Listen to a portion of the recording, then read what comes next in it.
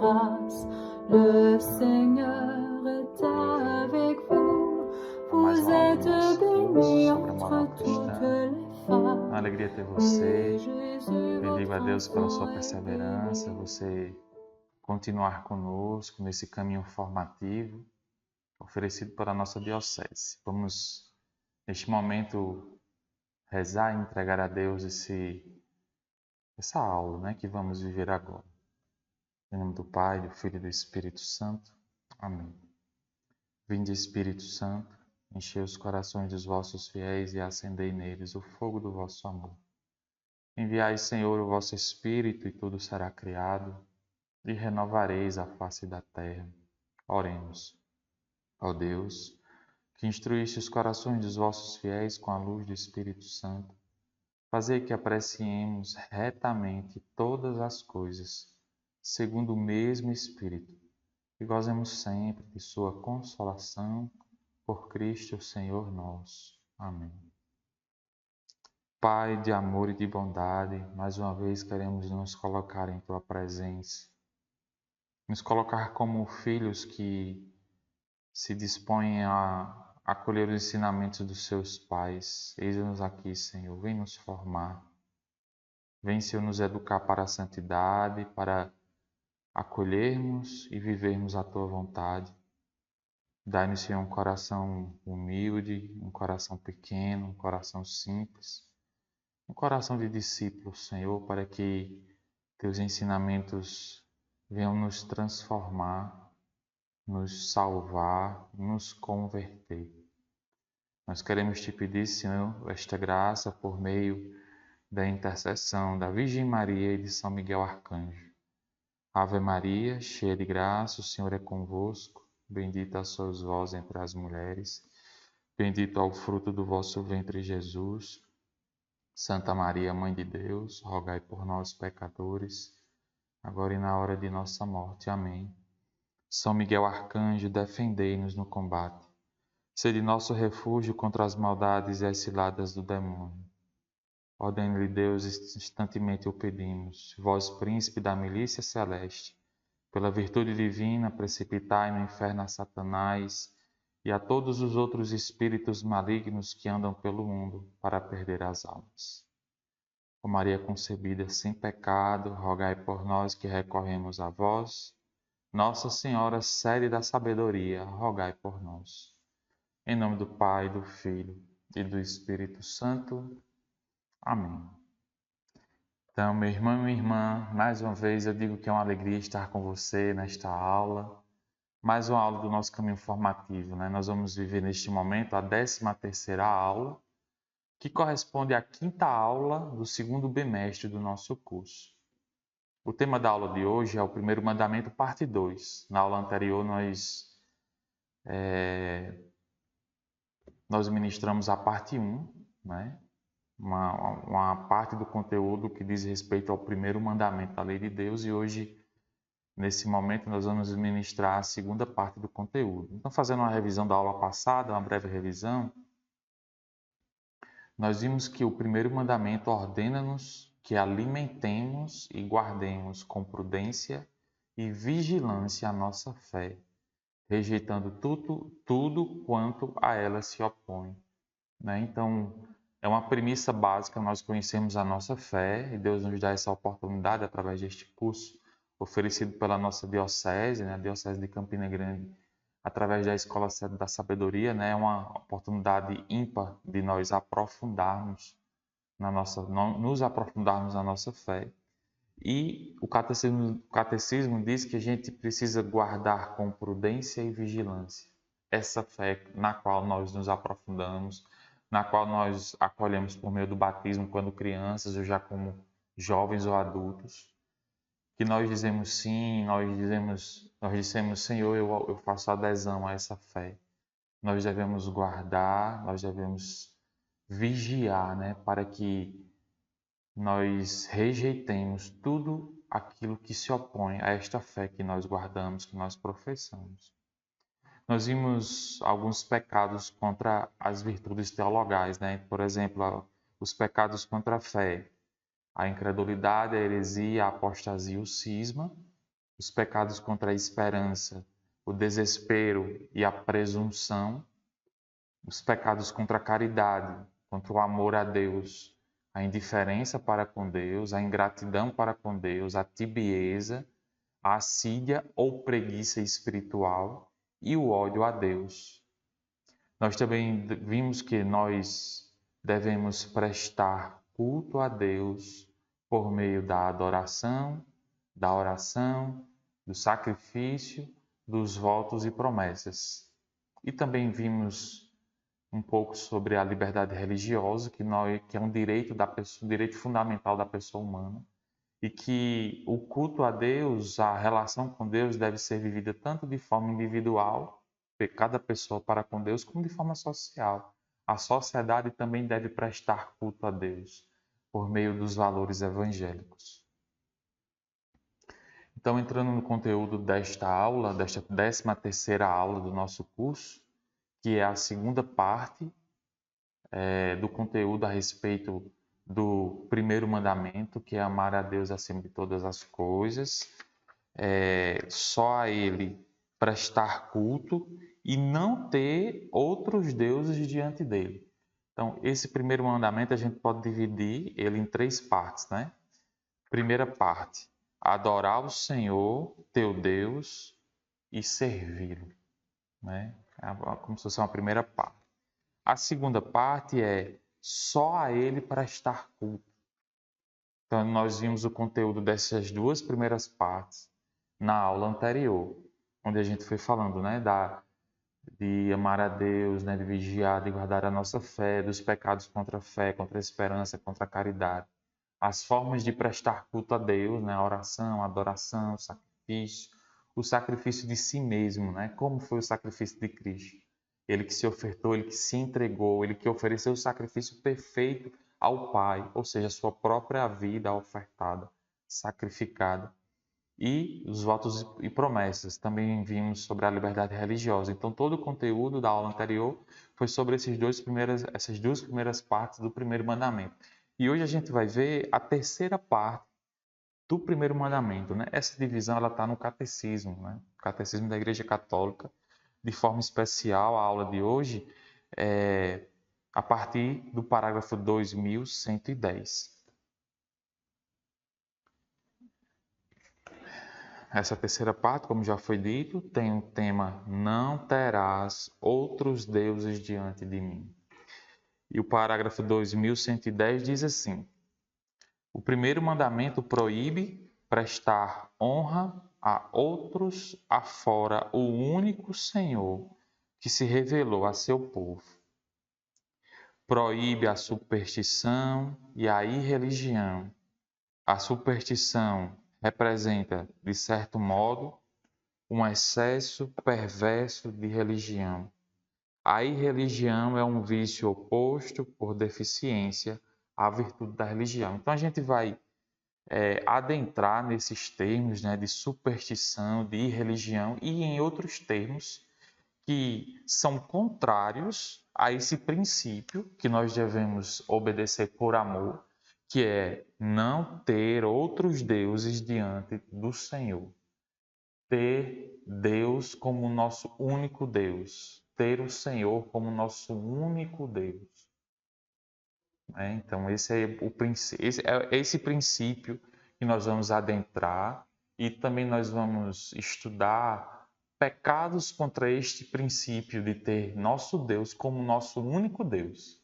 De ter o Senhor, o Deus de Abraão, de Isaac e de Jacó, o Deus que libertou o povo da escravidão do Egito e fez o povo caminhar no deserto em direção à terra prometida. O Deus de Davi, o Deus de Moisés, o Deus dos Macabeus, o Pai de nosso Senhor Jesus Cristo. Nosso Senhor Jesus Cristo, uma só pessoa com este Deus dos antepassados, que também é um só com o Espírito Santo, esse Deus que é a Santíssima Trindade. Quais são os pecados que vão de encontro a este princípio que diz que nós devemos ter este Deus, a Santíssima Trindade, Pai, Filho e Espírito Santo como nosso único Senhor, nosso único Deus? O primeiro deles, né, já foi citado nessa introdução do parágrafo 2110 do Catecismo é a superstição. Então, a superstição é o desvio do sentimento religioso e das práticas que ele impõe. Pode afetar também o culto que prestamos ao verdadeiro Deus. Por exemplo, quando atribuímos importância de alguma maneira mágica a certas práticas em si mesmas legítimas ou necessárias. Então, por exemplo, tem aquelas superstições assim com relação aos objetos, né? Não passar debaixo de escada porque traz mau agouro, né?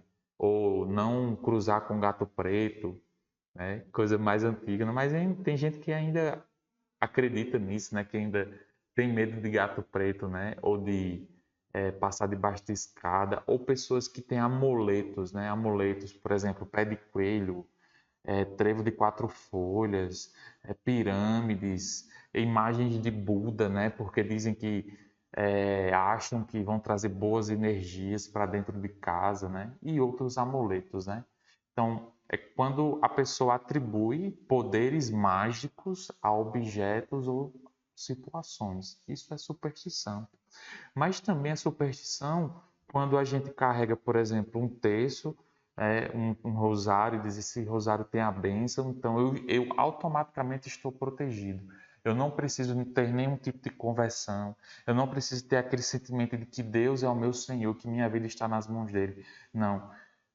Se eu coloco minha confiança estritamente num objeto, mesmo que aquele objeto esteja abençoado, isso também é superstição, né?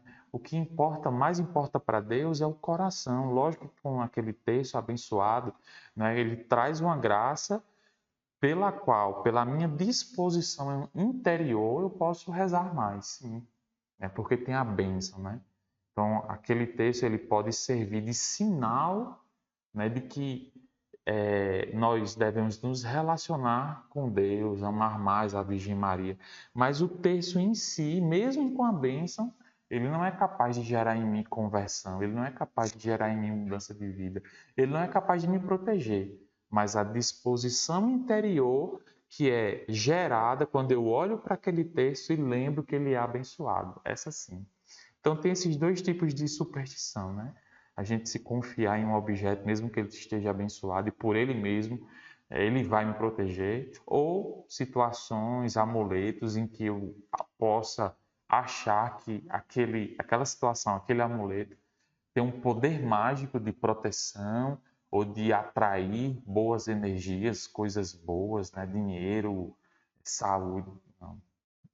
Isso fere o sentimento religioso que indica que só Deus é capaz de nos dar a paz. Só Deus é capaz de nos proteger. Só Deus é capaz de dar o que a gente precisa, né? Só Deus, é o Senhor. Ele tem esse poder, não as situações, não os objetos, né? Então, cuidado com a superstição. O outro ponto é a idolatria, né? A idolatria de uma maneira geral, né? E de maneira estrita também. Então, o primeiro mandamento condena o politeísmo. Então, a primeira dimensão da idolatria diz respeito aos povos antigos, né? Quando o próprio povo de Israel estava rodeado de povos pagãos que adoravam vários deuses, né? Embora falsos, né? Mas para eles eram deuses, né? Então, eram povos politeístas. E a primeira coisa que a gente tem que prestar atenção é que o povo escolhido por Deus é chamado a adorar o único Senhor, o único Deus, o Yahvé, né? Então já quebra essa dimensão, né, de idolatria, né, de adorar outros deuses que não seja o Yahvé. Então a gente já vê isso nos povos antigos, né, esse chamado a adorar o único Deus. A idolatria não diz respeito somente aos falsos cultos do paganismo, como os povos antigos, né? E ainda hoje, alguns povos, né, que adoram vários deuses, né? Outras religiões, né? Embora a gente respeite, mas a verdade indica que são falsos deuses, por exemplo, o hinduísmo, né, que adora dezenas, centenas de deuses, né? Brahma, Shiva e outros deuses, né? Falsos deuses, né? Então, eles estão fora da verdade, né? Que indica que a gente deve adorar o único Senhor. Ela é uma tentação constante da fé. Consiste em divinizar o que não é Deus. É o resumo do que é idolatria. É tomar uma pessoa, um objeto ou uma realidade como Deus. É colocar qualquer uma dessas coisas no lugar de Deus. Colocar a nossa confiança, colocar a nossa base, o nosso fundamento, né? A fonte da verdade em outras coisas que não sejam o nosso Deus. Isso é idolatria. Então, existe idolatria quando o homem presta honra e veneração a uma criatura no lugar de Deus, quer se trate de deuses ou de demônios, por exemplo, o satanismo. Quando se adora uma outra coisa que não seja Deus, é idolatria. Ou de demônios, do poder, do prazer, de etnia, dos antepassados, do Estado, do dinheiro, etc. Então veja que a idolatria não é só de coisas materiais, né? Mas repetindo a lista de coisas que o homem é tentado a adorar. Veja só o que o catecismo indica, né? Quer se trate de deuses ou de demônios, do poder, a idolatria do poder, a idolatria do prazer, a idolatria da etnia, a idolatria dos antepassados, a idolatria do Estado, a idolatria do dinheiro, etc. Então a gente pode tomar uma pessoa como nosso Deus. A minha confiança está naquela pessoa. Aquela pessoa é a fonte da verdade para mim.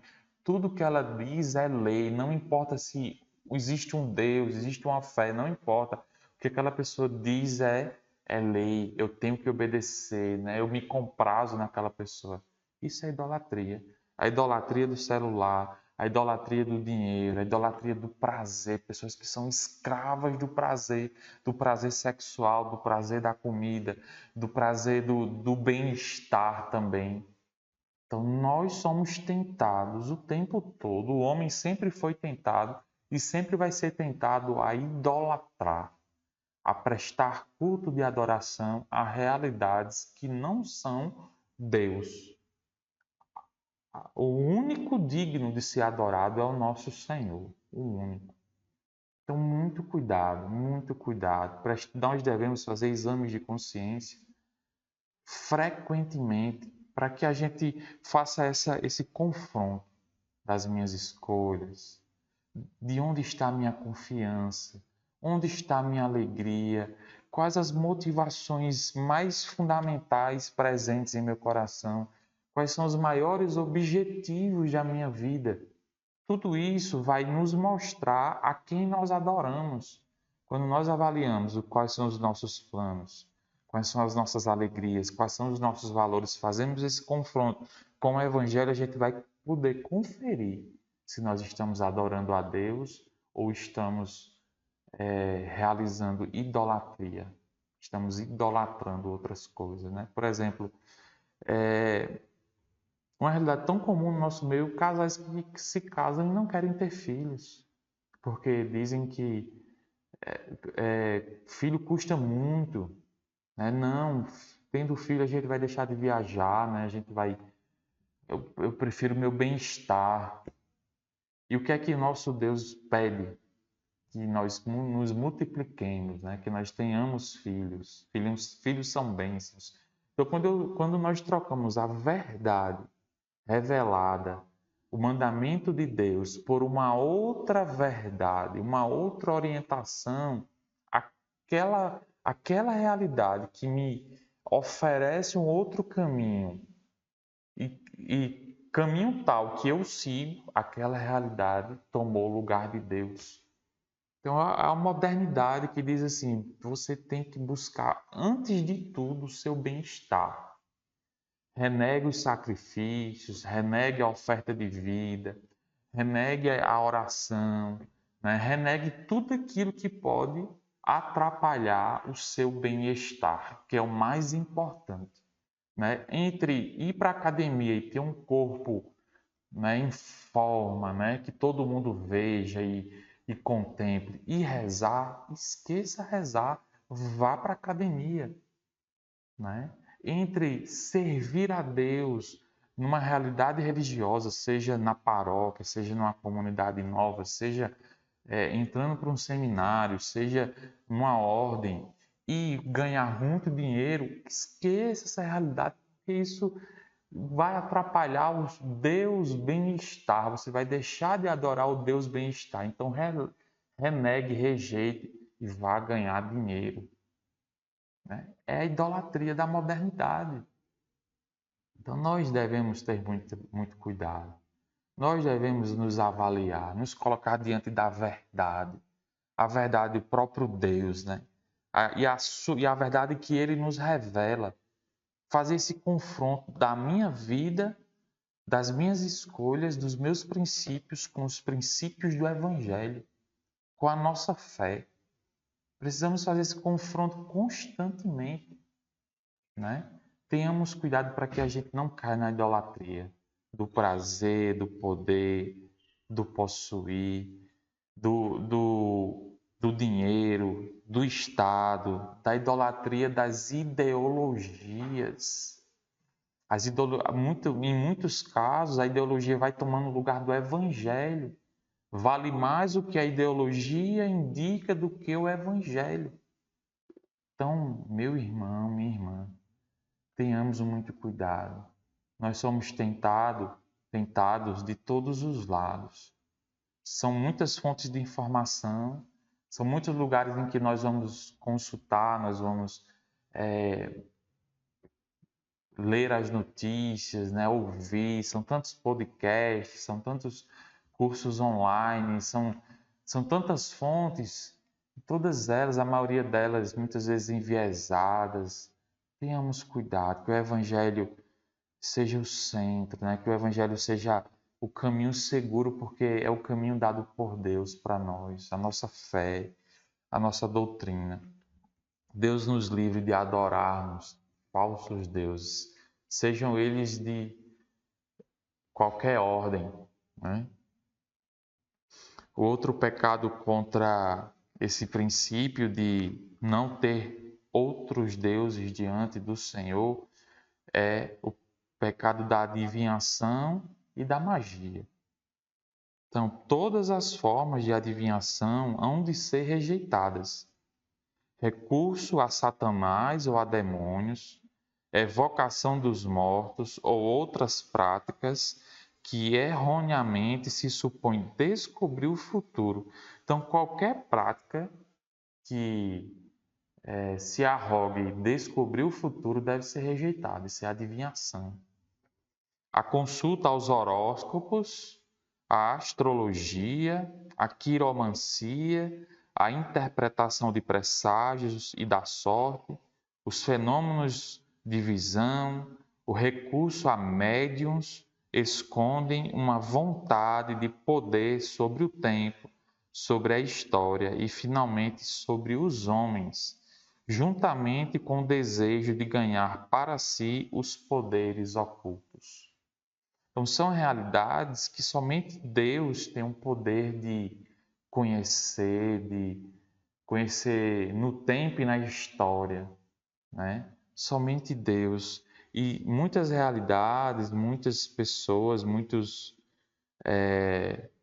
são muitas alternativas que desejam tomar para si esse poder de querer descobrir o que vem pela frente, né? De querer descobrir as coisas ocultas, né? Então, muito cuidado, né? E ele diz aqui, o catecismo indica uma lista, né? Consulta de Satanás ou a demônios, evocação dos mortos. São sistemas filosóficos ou grupos que têm essa prática de evocar mortos, né? Isso é uma prática abominada por Deus.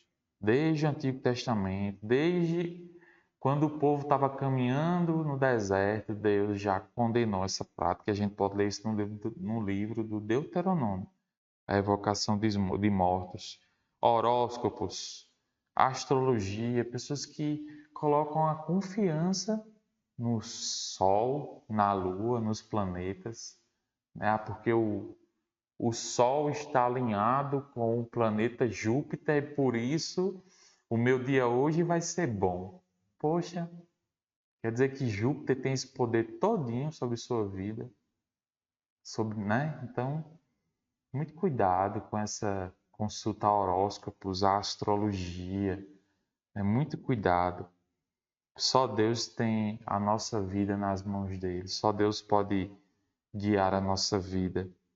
Quiromancia, né? Leitura de mãos, pessoas que acham que lendo a mão podem prever o futuro, coisas ocultas.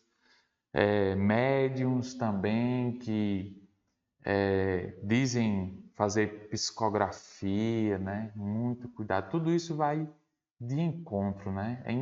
Tem incoerência com a nossa fé, com o Evangelho, com aquilo que Deus é, o Deus único, verdadeiro, Senhor de todas as coisas. Então, essas práticas contradizem a honra e o respeito que, unidos ao amoroso temor, devemos exclusivamente a Deus. Também as práticas de magia e feitiçaria. Todas as práticas de magia ou de feitiçaria, né, para aqueles trabalhos de candomblé, umbanda, macumba, né? De vez em quando a gente passa nas esquinas, tem lá um trabalho desses, né? Dia desses, perto da minha casa, eu vi um na esquina lá. Não estava na esquina da minha casa, nem na porta da minha casa, mas era perto. E tinha lá, né? Tinha uma galinha, tinha velas, tinha um pote com farofa. Aquilo ali é trabalho de magia, né? Então a nossa fé ela combate veementemente, né? De forma muito clara, né? Esse tipo de prática, né? Então, todas as práticas de magia, de feitiçaria, com as quais a pessoa pretende domesticar os poderes ocultos para colocá-los a seu serviço e obter um poder sobrenatural sobre o próximo, mesmo que seja para proporcionar a este a saúde, são gravemente contrárias à virtude da religião. Mesmo que tenha uma intenção boa, é uma prática contrária à virtude da religião. Essas práticas são ainda mais condenáveis quando acompanhadas da intenção de prejudicar a outros, ou quando recorrem ou não à intervenção dos demônios. Se a intenção é boa, a prática de magia, de feitiçaria, de voodoo, de trabalho de umbanda, candomblé, macumba já é abominável, imagine se a intenção é má. É mais abominável ainda. Imagine se a intenção é prejudicar alguém. É mais grave ainda. Então, meus irmãos, encontramos ainda no nosso meio muitos católicos que no domingo vão para a missa e na quinta-feira vão para um terreiro de umbanda. Não dá. Tá muito claro para nós que não dá. Não dá. Então, que o Senhor nos dê essa graça de abandonarmos, né, todas essas práticas de magia, de feitiçaria, de adivinhação, de superstição, de idolatria. Uma outra coisa que o catecismo indica vamos ler, né, o que ele diz. O espiritismo implica frequentemente práticas de adivinhação ou de magia. Por isso, a Igreja adverte os fiéis a evitá-lo. Os recursos às práticas médicas ditas tradicionais não legitima nem a invocação dos poderes maléficos, nem a exploração da credulidade alheia. Então, para um católico também não é lícito ir ao espiritismo, pelas práticas do espiritismo que são contrárias à nossa fé. É preciso decidir, ou você é católico, ou você é espírita. Você é livre, mas saiba que a revelação indica o caminho a seguir, que é a nossa fé católica. Né? E encontramos também muitos irmãos católicos que frequentam esses ambientes, que praticam coisas que vão de encontro à nossa fé. Não dá. Precisamos tomar uma decisão pelo Senhor, pela nossa fé, né?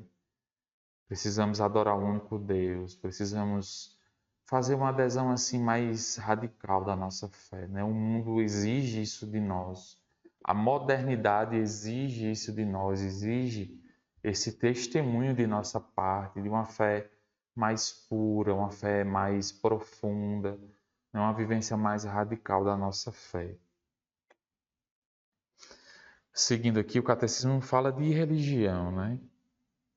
E o que é religião, né? Vamos ver o que o catecismo nos diz. O primeiro mandamento de Deus reprova os principais pecados de irreligião. Lembrando que a religião é uma virtude. É a virtude da religião. Religião vem de religare. Né? Então, a religião liga o homem a Deus, né? Religa o homem a Deus. Então, por isso todo homem é um ser religioso, porque há em si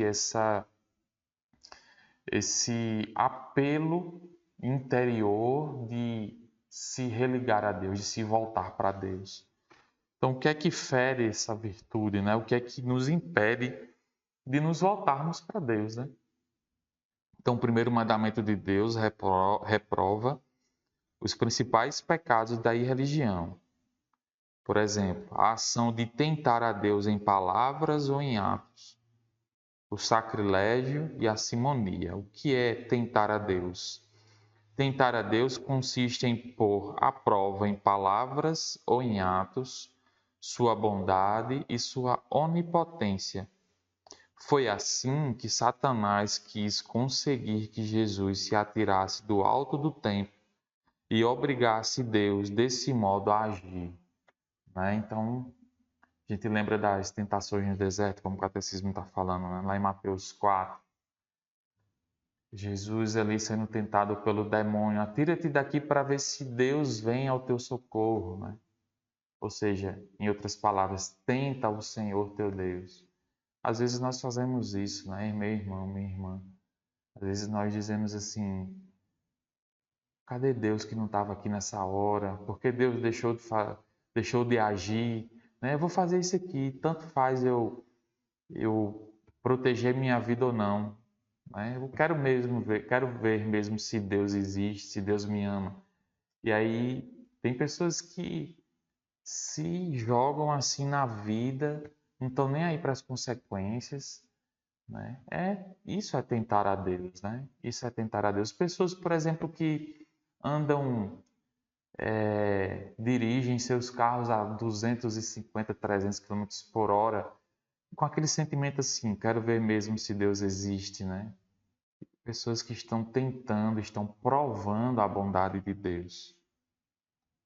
O desafio contido em tal tentação de Deus falta com respeito e a confiança que devemos ao nosso Criador e Senhor. Inclui sempre uma dúvida a respeito do seu amor, sua providência e seu poder. Então, tentar a Deus esconde uma dúvida. Será que Deus existe mesmo? Será que Deus realmente me ama? Eu preciso provar Deus para ver se Ele me ama. Será que Deus realmente é esse Deus provedor? Será que Ele realmente tem poder de me curar, poder de me salvar, poder de me libertar? Então, vou fazer qualquer coisa aqui. Eu quero mesmo ver se Ele tem esse poder todo, né? Como dizem. Isso é tentar a Deus. Isso é duvidar do amor de Deus. E por isso é pecado. O outro pecado contra a virtude da religião é o sacrilégio. O sacrilégio consiste em profanar ou tratar indignamente os sacramentos e outras ações litúrgicas, bem como as pessoas, coisas e lugares consagrados a Deus. Então, é profanar ou tratar indignamente os sacramentos, toda a liturgia, as pessoas, as coisas e os lugares consagrados a Deus. Por exemplo, um padre, né? O padre nós devemos tratar com toda a dignidade, com todo respeito, porque é uma pessoa consagrada a Deus. Os objetos litúrgicos, a palavra de Deus, né? Existe uma prática muito bela, né? De as pessoas quando vão rezar, às vezes estão ali numa capela fazendo adoração, né? Às vezes a pessoa vai para o chão e não coloca a Bíblia diretamente no chão. É um gesto tão simples, né? Mas que diz assim, é um respeito para com a palavra de Deus, para com a Bíblia, né? Coloca em cima de um outro livro, de um móvel, né? Para que não se coloque diretamente no chão, né? Então, por exemplo, a gente fazer os gestos de genuflexão, né, de veneração, de respeitar as imagens, as pessoas consagradas, não só o padre, né, mas os religiosos, os leigos consagrados, respeitar a própria pessoa, né, mesmo a leiga, mesmo aquela que não tem votos de consagração, né, promessas de consagração, por quê? Porque ela é imagem de Deus. Esse é o princípio fundamental do respeito de toda pessoa. Então, nós respeitamos uns aos outros porque aquela pessoa também, por ser templo de Deus, por ser morada de Deus e por ser imagem e semelhança de Deus, é também digna de respeito, é também digna de amor, né? Então, o pecado do sacrilégio nos indica isso, né? Respeitar os gestos litúrgicos, né? E principalmente a Eucaristia, o desrespeito à Eucaristia, a profanação, a falta do digno trato para com a Eucaristia gera um pecado grave, porque é o sacramento dos sacramentos, né? É a presença real de nosso Senhor Jesus Cristo ali, crucificado, ressuscitado. Por isso, toda a adoração, a Eucaristia precisa ser adorada porque é Jesus. E como a gente deve adorar? Dar o melhor, adorar da melhor forma possível, com o nosso coração ali inteiro naquele momento de adoração ali diante do Senhor. Nossa mente, o nosso pensamento, o nosso corpo está em posição de adoração, né? Para que a gente não caia no sacrilégio. O outro pecado contra a religião é a simonia. É definida como a compra ou a venda de realidades espirituais. Tudo que é consagrado, né? Tudo que diz respeito à prática espiritual, na realidade espiritual da nossa fé, não pode ser comercializado, né? Precisa ter esse respeito, precisa ser guardado, né? Não pode, depois de consagrado, lógico, se a gente precisa de um cálice, a gente vai precisar comprar aquele cálice na loja. Mas depois que ele é consagrado, não é mais para ser vendido, não pode mais ser vendido, né? E o parêntese que a gente abre aqui é com relação aos valores que os sacerdotes recebem para o próprio sustento, né? Por exemplo, a côngora, eles recebem esse valor da paróquia, né, para as suas necessidades de alimentação, de moradia, de vestuário, de saúde, né? Então esse valor é justo e é digno de receberem porque são pessoas, né? Eles não são anjos, né? Estão no tempo e precisam do sustento. Também recebem valores de espótula, quando às vezes vão celebrar em alguns locais que são convidados, né? Aquele local ali, aquele grupo, aquela comunidade, enfim, repassam um pequeno valor para eles, né? Até para, às vezes, comprar o combustível, né? Pagar o combustível da viagem, enfim. Então, isso não é um comércio, né? É um valor que eles recebem para o próprio sustento. Um outro pecado que fere esse princípio de de não termos deuses diante do nosso Senhor é o pecado do ateísmo. Muitos dos nossos contemporâneos não percebem de modo algum a união íntima e vital com Deus, ou explicitamente a rejeitam, a ponto de o ateísmo figurar entre os mais graves problemas do nosso tempo. A gente lê isso na Constituição Dogmática Gaudium et Spes do Concílio Vaticano II. Então, muitos, como diz aqui, né, não percebem a união íntima e vital com Deus, não percebem que a pessoa humana está ligada de forma íntima e vital com Deus E tem outros que rejeitam esta ligação, né? Cancelam Deus da sua vida, ou até mesmo deixam de acreditar na existência de Deus, né? Deus para elas não é nada. Isso é o ateísmo, né? Então, o termo ateísmo abrange fenômenos muito diversos. Uma forma frequente é o materialismo prático, de quem limita suas necessidades e suas ambições ao espaço e ao tempo.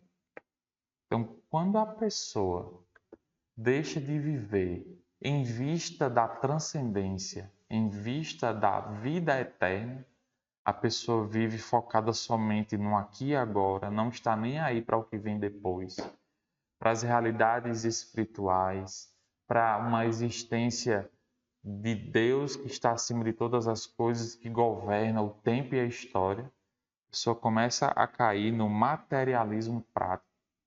Tudo é em vista do material, tudo é em vista das coisas que passam, né? As pessoas esquecem daquilo que não passa, né? Daquilo que é eterno. São pessoas que acham que com a morte do corpo tudo termina, tudo se acaba, não tem um depois, não tem um encontro com o Senhor. É o materialismo prático. Então são as pessoas que dizem assim: eu tenho que aproveitar minha vida ao máximo, sentir prazer ao máximo, rejeitar todo sacrifício, rejeitar tudo aquilo que me faz sofrer, porque quando eu morrer tudo se acaba, eu não vou levar nada, né?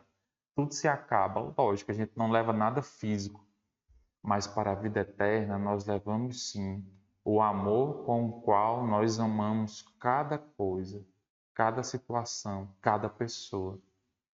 Ao materialismo prático.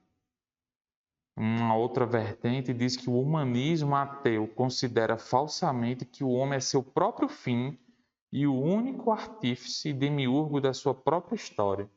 Então a pessoa rejeita totalmente a intervenção de Deus. A pessoa vive somente para si, tendo a si mesmo como referência. O homem vive somente para o homem, né? Não existe uma outra realidade. O homem não vive para Deus porque Deus não existe, porque não se acredita em Deus, porque não existe uma vida eterna. Então o homem é para ele, pronto. O homem é o centro, né? É um antropocentrismo que rejeita totalmente a Deus. É o materialismo prático. Uma outra forma de ateísmo contemporâneo espera a libertação do homem pela via econômica e social, sendo que a religião, por sua própria natureza, impediria esta libertação na medida em que, ao estimular a esperança do homem numa quimérica vida futura, o desviaria da construção da cidade terrestre. Então são linhas, né? São caminhos que levam o homem a buscar uma libertação por meio de uma transformação meramente econômica e social, na qual se rejeita o poder salvífico de Deus, o poder salvífico da graça de Deus, o poder salvífico de nosso Senhor Jesus Cristo. Rejeita essa possibilidade de que a nova sociedade, o novo homem, é fruto de uma experiência com Deus. Essa possibilidade é rejeitada. E essa linha leva as pessoas a crerem que tudo será melhor quando o social for melhor, quando a economia for melhor, quando tivermos um mundo mais justo, igualitário, fraterno, onde não houver mais dominados e dominadores, né? Onde as propriedades forem compartilhadas com todos, aonde, enfim, não é por aí, né? Quem pode trazer a paz verdadeira é somente nosso Senhor Jesus Cristo. É a graça que jorra do mistério pascal, da sua paixão, morte e ressurreição. Jesus Cristo é a nossa paz. Efésios 2, versículo 14. Ele é a nossa paz. Jesus é a nossa paz. Não existe paz verdadeira fora de Jesus. Toda paz fora de Cristo é vã, é falsa, é passageira, é ilusória. Só Jesus é a paz, só Ele pode dar a paz. Só Ele pode reconstruir e fazer novas todas as coisas. Fora de Jesus, tudo é vão, né? E existe uma linha que é expressão desse materialismo prático. É uma linha que é uma forma de pensar, é uma mentalidade que diminui o valor dos sacramentos, o valor da hierarquia da igreja, que diminui o valor das autoridades, que diminui o valor da santidade, o valor do sacrifício da própria vida, da oferta da própria vida, o valor da oração, né, em detrimento de práticas meramente sociais, militantes. Então, essa linha é uma expressão de um materialismo prático que, por conseguinte, é uma expressão de um ateísmo.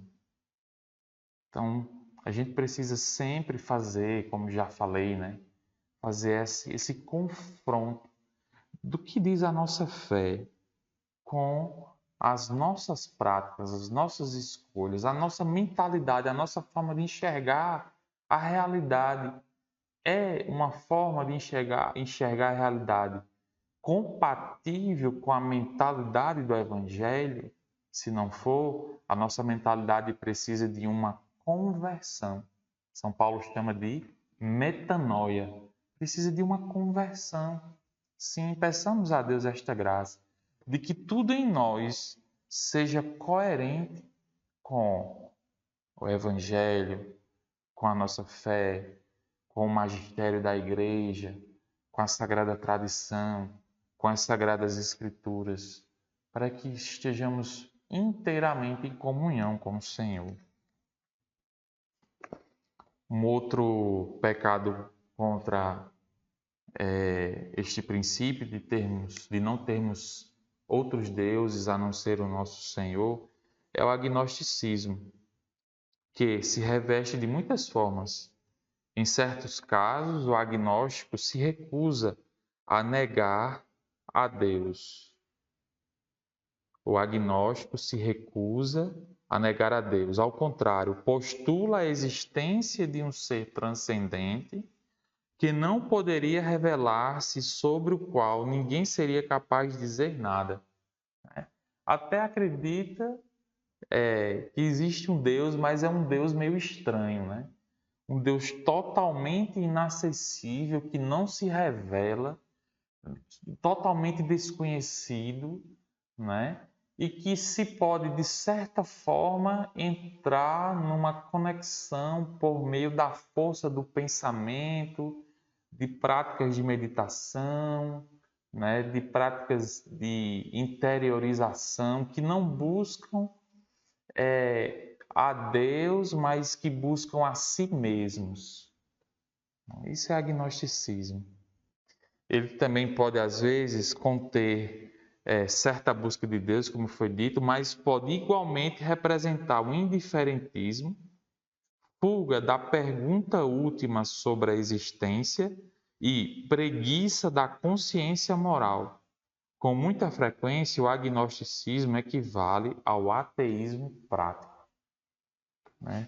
Porque é um Deus que não se revela, é um Deus que não intervém na minha vida, que não tem espaço na minha vida, eu não vou me preocupar tanto em buscar aquilo que ele indica, o que é certo, o que é errado, o caminho do bem e do mal. Não tem muita importância, porque é uma realidade assim que está muito distante, né? Que, sabe, não tenho muita proximidade, então tanto faz eu seguir por aqui ou por ali.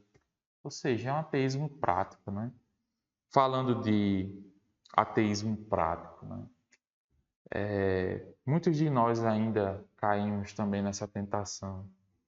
Nós professamos a nossa fé com a boca, né? Nós até muitas vezes temos uma certa vivência religiosa, mas no ordinário da vida, no nosso dia a dia, as nossas atitudes são de pessoas que não acreditam em Deus. Isso é ateísmo prático, né? Aquilo que a gente diz deve ter estrita coerência com aquilo que a gente vive. Se nós dizemos que nós cremos num Deus único e verdadeiro, que nós cremos num Deus que é Pai, Filho e Espírito Santo, um Deus que vem para nos salvar, se nós cremos num Deus que julgará a nossa vida segundo o amor, logo depois que nós morrermos no juízo particular e depois no juízo final, se nós cremos na intercessão dos santos, se nós cremos no poder, na presença real de Jesus na Eucaristia, nos sacramentos, se nós cremos na igreja, a nossa vida deve resplandecer tudo isso.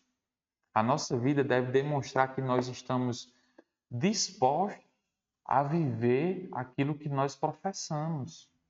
Quando a gente não faz isso, a gente escandaliza pela nossa incoerência, a gente afasta aqueles que desejam buscar a verdade, a gente vive como que uma esquizofrenia espiritual. A gente fala uma coisa e vive outra, né? Isso é ateísmo prático, né? Na prática, no dia a dia, no ordinário, nos afazeres, né? A boca diz uma coisa, mas a prática diz outra. Por isso que é um ateísmo prático. Mais uma vez, precisamos fazer revisão de vida, precisamos nos confrontar diante da verdade. E por fim, um parêntese sobre as imagens, né? Lá no Antigo Testamento, Deus deixou muito claro que não se deveria fazer imagens daquilo que estava nos céus, né? Mas ao mesmo tempo ele ordenou que se fizesse a serpente de bronze para que todos aqueles que olhassem para a serpente de bronze fossem curados. Também ordenou que se fizesse a Arca da Aliança e sobre a Arca da Aliança anjos, imagens de anjos, né? Então a gente precisa retomar o contexto histórico de quando Deus deu essas ordens, né? Era um povo que fazia imagens de falsos deuses e adorava a imagem. Aí está a questão. Fazia imagem, nunca tinham visto esses deuses, né? Por exemplo, os Baais, né? Os Amoleques, nunca tinham visto. As Astartes, né?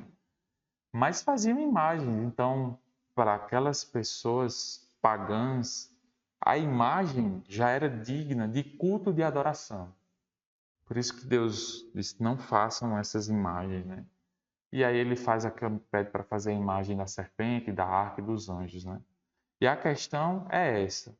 Hoje nós temos as nossas imagens, os nossos ícones, e para nós católicos é muito claro que nós não adoramos nenhuma dessas realidades. Nós olhamos para a imagem, nos lembramos daquela pessoa, daquela realidade que aquela imagem representa, e por isso nós prestamos aquela veneração de respeito daquela imagem, porque ela nos aponta para aquela realidade que ela representa, né? Então, as imagens, os ícones, né?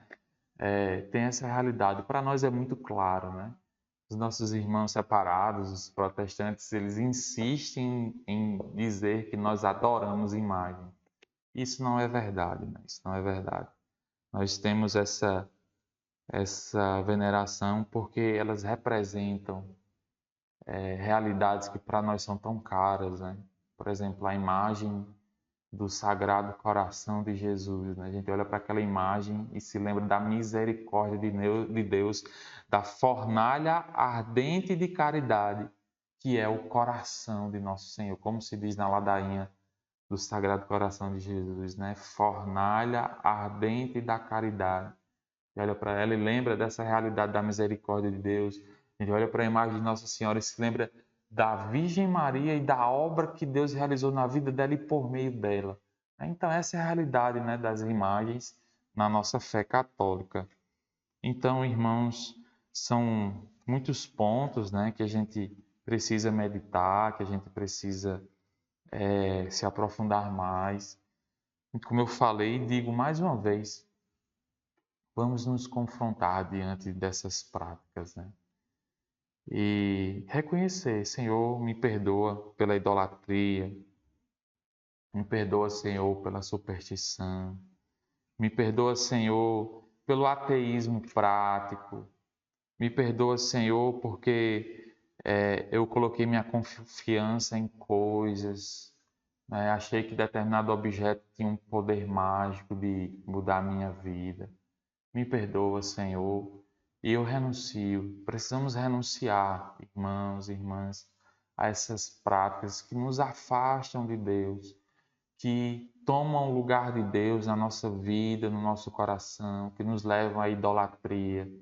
O Senhor deseja ser o nosso único Senhor, o nosso único Deus. Ele é o único Deus. Mas nós precisamos acolher esta verdade.